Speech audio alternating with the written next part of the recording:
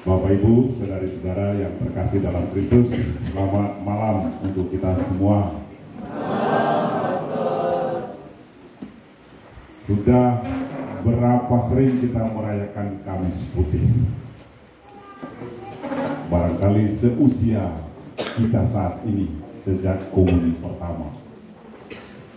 Dan bacaan yang dibacakan pada setiap perayaan Kamis Putih selalu sama, yaitu bagaimana ketika untuk terakhir kalinya Yesus itu mengadakan perjamuan makan bersama dengan murid-muridnya.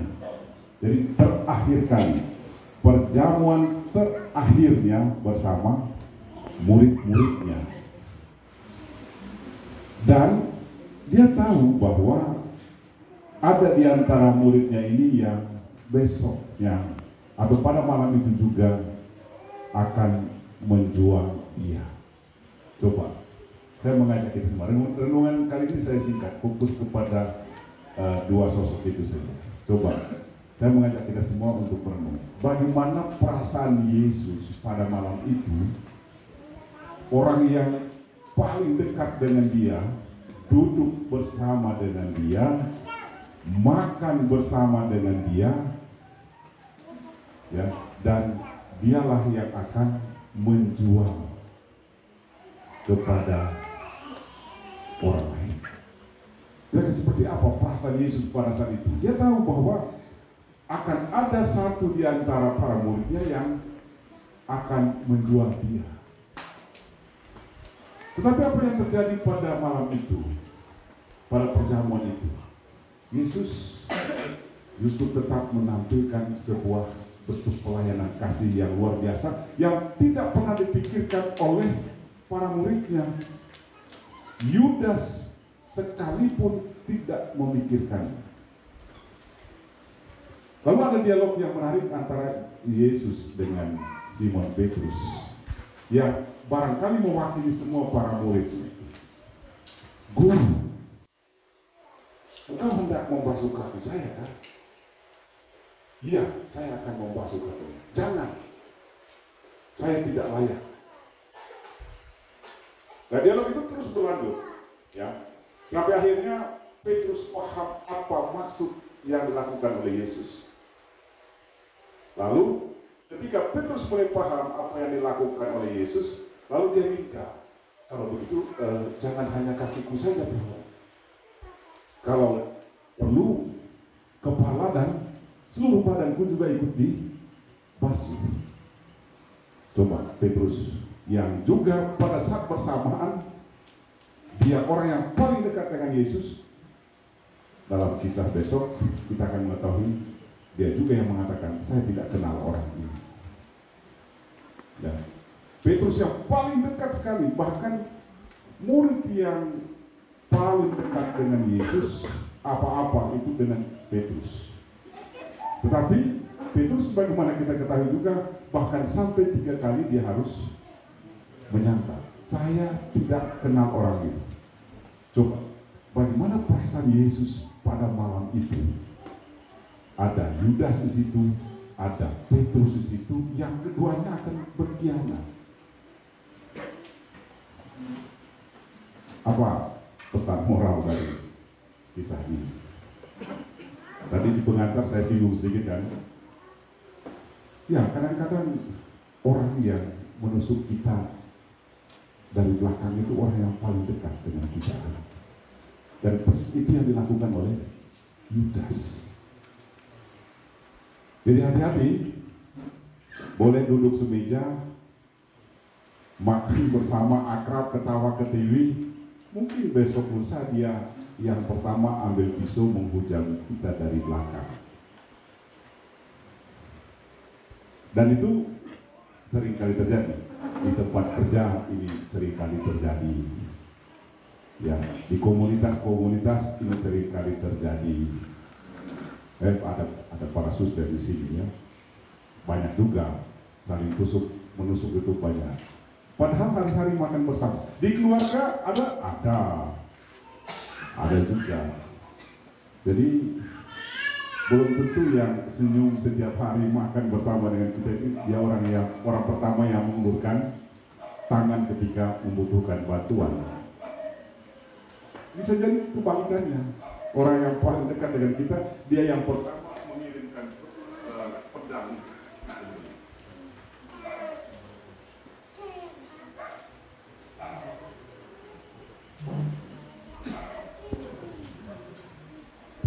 Ya. Jadi belum tentu orang yang paling dekat dengan kita, dia yang pertama mengulurkan tangan ketika kita membutuhkan bantuan.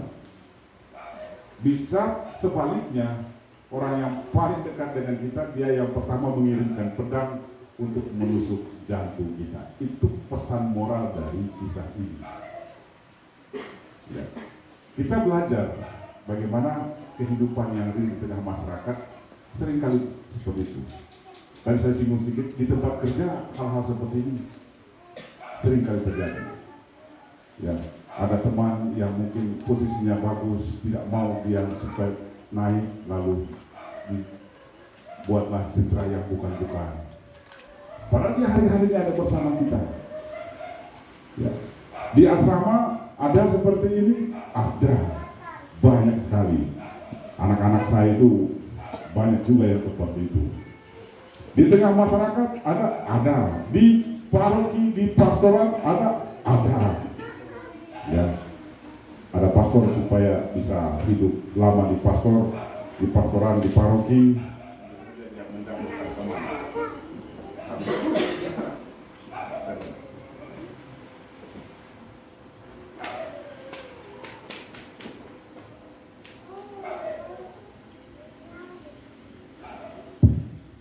Ya, singkatnya bahwa kejadian seperti yang dialami oleh Yesus pada malam perjamuan terakhirnya itu ada di mana-mana. Di rumah tangga ada, di tempat karya ada, di biara ada, di pastoran ada, semua ada. Lalu apa yang kita mau petik dari situ? Satu, saya mau ngajak kita semua. Coba lihat apa reaksi Yesus ketika ia ada bersama Yudas dan Petrus dan teman-temannya pada malam itu. Dia justru menatap dengan senyum. Dia tahu bahwa orang-orang inilah besok yang akan mengkhianati saya, tetapi dia tetap menatap dengan senyum. Puncaknya di mana? Ketika Yesus menanggalkan pakaian kebesarannya dan dengan rendah hati dia sujud di hadapan para murid, dia basuh kaki mereka. Coba. Bahkan orang yang jelas-jelas menikah kita pun masih mau melayani mereka dengan tulus. Jadi itu yang perlu saya sampaikan. Kita belajar bagaimana Yesus menyikapi situasi seperti itu.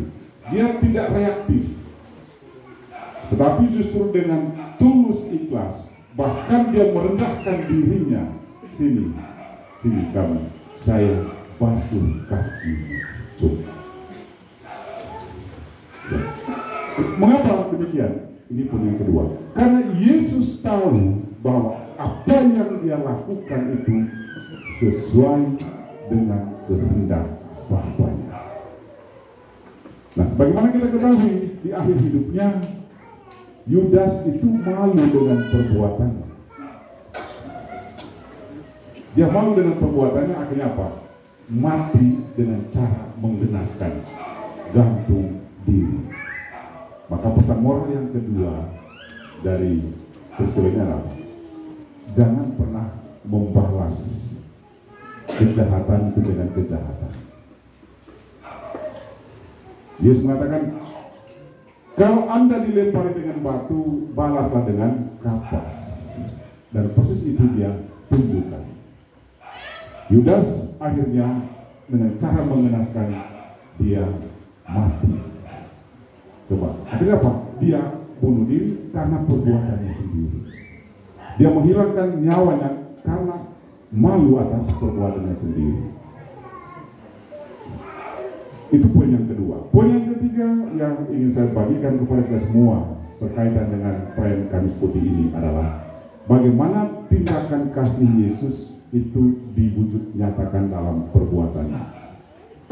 Jikalau aku yang adalah guru dan Tuhan telah membasuh kakimu, maka poin di bawahnya, kamu pun wajib saling membasuh kaki. Karena apa? Karena aku telah memberi teladan kepadamu supaya kamu pun berbuat sama seperti yang telah kuperbuat kepadamu. Lalu saya teringat waktu COVID beberapa tahun lalu, ketika perayaan Kamis Putih seperti ini, saya masih tugas di katedral. Saya bilang begini kepada umat, nanti pada malam pembasuhan kaki itu, coba suami istri duduk bersama-sama, karena waktu itu bisa live streaming. Pada saat itu coba saling membasuh kaki, suami membasuh kaki istri, istri membasuh kaki suami, orang tua membasuh kaki anak-anak, anak-anak membasuh kaki orang tua. Dan itu dilakukan, rupanya itu sangat terkesan sekali sampai sekarang. Jadi tindakan saling melayani sekalipun kecil, kalau itu dilakukan dengan tulus, itu akan sangat membekas. Sangat membekas. Maka tidak ada lagi rasa benci, rasa dendam, itu semua hilang. Ketika ada kasih yang hidup, maka semua kebencian itu hilang. Dan proses itulah yang dilakukan oleh Yesus. Ketika kasih yang melebur dalam dirinya, maka rasa bencinya itu sama sekali dia tidak tunjukkan. Justru tetap ia memperlihatkan bagaimana ia begitu dekat dengan para muridnya, ia rela untuk membasuh kaki para muridnya, walaupun dia tahu bahwa ada di antara mereka yang berkhianat. Bapak Ibu saudari-saudara yang saya kasih dalam Kristus, saya mengajak kita semua untuk memasuki pekan suci ini dengan dua hal berikut. Satu, apa yang telah dilakukan oleh Yesus pada malam perjamuan terakhir sebagai penetapan Ekaristi yang bagi kita sampai saat ini dirayakan. Lalu yang kedua, bagaimana Yesus melakukan sebuah tindakan di luar dugaan kebanyakan orang. Seorang pemimpin, tetapi dia mau merendahkan dirinya dan membasuh kaki. Coba ini dilakukan. Ya, di rumah. Bisa pulang dari sini sebentar. Lakukan itu. Itu akan sangat benar. Tapi dengan ritual yang sangat sederhana. Sini, suami saya basuh kaki. Ini tindakan kasih sayang kecil, tapi sangat tulus. Lalu bergantian. Di asrama bisa lakukan itu? Bisa.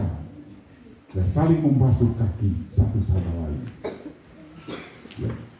Ketahuilah tindakan kecil ini, itu kalau dilakukan dengan tulus, tanpa lagi ingat, tadi saya katakan, tanpa lagi melihat apa yang sudah terjadi di belakang. Lupakan semua itu. Kenapa? Kasih yang besar itu akan melupakan segala-galanya. Ya, di sini kan ada ibu-ibu yang ada anak tuh. Coba lakukan kepada anaknya, sini nak, sini, saya basuh kaki, cium kakinya itu. Sekarang kau basuh kaki mama.